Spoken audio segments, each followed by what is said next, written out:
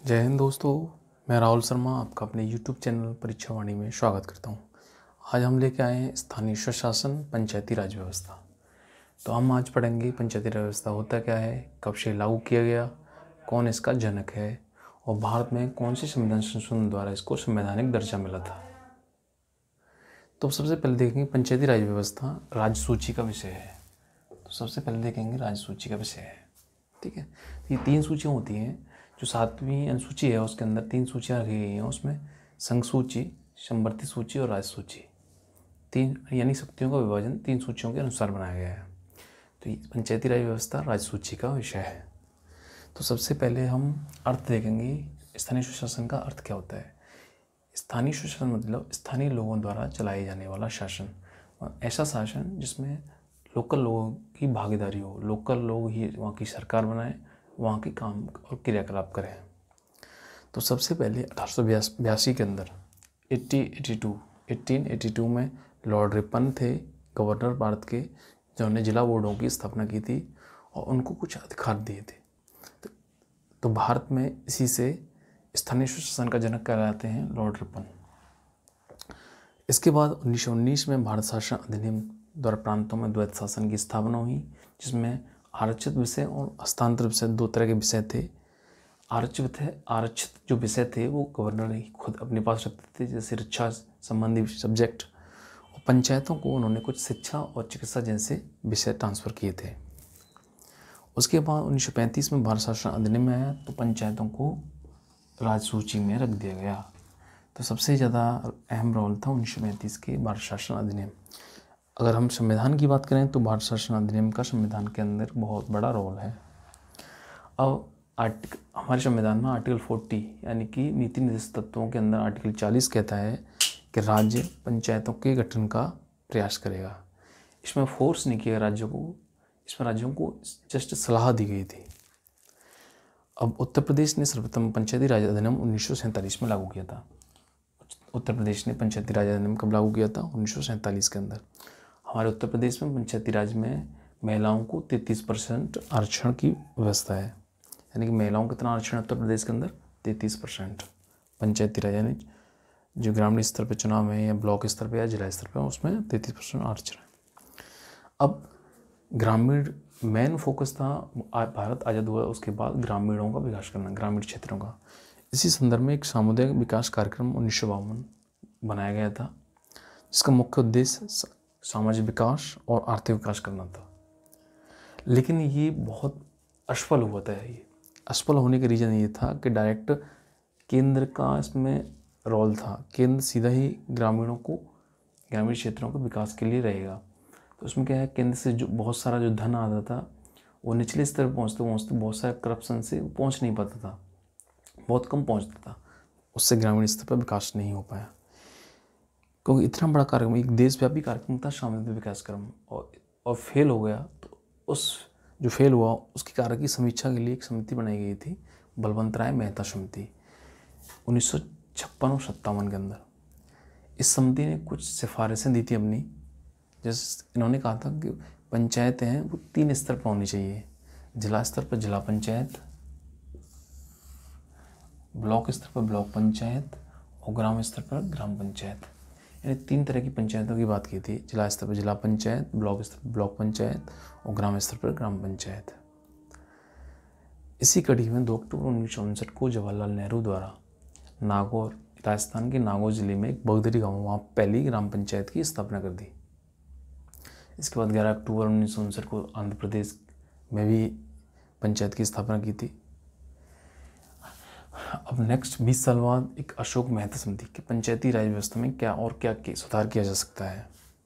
अभी कानून नहीं बना था, समितियां बन रही थी एक के बाद एक। 77 में मोरारजी देसाई के टाइम पे अशोक मेहता समिति बनी थी। उन्होंने क्या बोला था कि 2 स्तर पर ही पंचायतों का गठन हो। जिला स्तर पर जिला पंचायत, ब्लॉक स्तर पर मंडल पंचायत, ये 2 तरह की पंचायती होनी चाहिए। इन्होंने एक सुझाव ये दिया था कि पंचायतों में ST/ST का आरक्षण हो, SC और ST का आरक्षण भी हो, और ग्राम न्यायालयों के गठन का भी सुझाव दिया था इन्होंने। अशोक मेहता समिति के बाद एक GV के राव समिति आई थी, 1985 में बनाई थी। ये क्या कहती है? ये कहती है कि ग्राम जो पंचायत समिति है वो 4 स्तरीय प्रणाली होनी चाहिए, यानी कि राज्य स्तर पर हो, जिला स्तर पर, ब्लॉक स्तर पर और ग्राम स्तर पर हो। इन्होंने अन्य सिफारिशें वित्त आयोग के गठन का सुझाव दिया था। SC ST की और महिला आरक्षण पर भी बल दिया था इन्होंने। GVK राव समिति, यानी बलवंत राय मेहता त्रिस्तरीय थी, अशोक मेहता 2 स्तरीय थी और GVK राव ये 4 स्तरीय प्रणाली थी। अब GVK राव के बाद ML सिंघवी समिति बनाई थी 1986 में। इन्होंने क्या बताया था कि पंचायतों को संवैधानिक दर्जा दो और राज्य चुनाव आयोग का गठन करो। राज्य चुनाव आयोग का गठन, एक ऐसा चुनाव आयोग हो जो पंचायतों के चुनाव को करवा पाए, तो राज्य चुनाव आयोग के गठन का सुझाव दिया था। अब इनके बाद PK थुंगन साहब ने 1988 में एक समिति की अध्यक्षता की थी। ये क्या कहती है, ये भी कहती है कि पंचायतों को संवैधानिक दर्जा मिले और जो पंचायत है ना वो केंद्र के अधीन काम करे। तो इस प्रकार 5 समितियाँ बनी थी हमारी पंचायती राज व्यवस्था में। सबसे पहले बलवंत राय मेहता समिति, अशोक मेहता समिति, GVK राव समिति, ML सिंघवी समिति और PK थुंगन समिति। इन समितियों के बाद अब हमारा ईयर आता है 1990।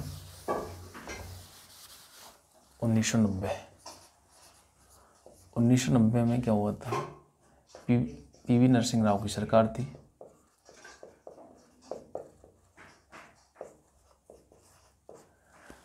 और 1990 के बाद PV नरसिंह राव की सरकार थी, ठीक है। 1992 में PV राव की सरकार थी। इन्होंने क्या किया था, उस समय राष्ट्रपति थे, ये थे PM और राष्ट्रपति थे शंकर दयाल शर्मा।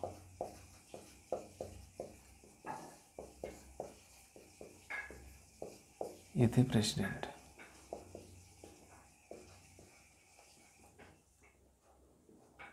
थे ये 73वां संविधान संशोधन अधिनियम 1992, 73वां संविधान संशोधन अधिनियम 1992 में पास हो गया लोकसभा से और राज्यसभा से, ठीक है। 73वां संविधान संशोधन लोकसभा और राज्यसभा से पास हो गया। जैसे ही 73वां संविधान संशोधन पास हुआ, ये 24 अप्रैल 1993 को लागू हो गया। इस संविधान संशोधन के द्वारा भाग 9 में और अनुसूची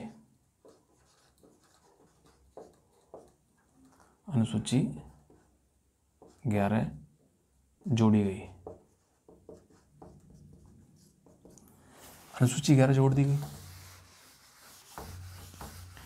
अब अनुसूची 11 ये पंचायती राज से संबंधित अनुसूची 11, इसमें क्या है 29 विषय रखे गए थे।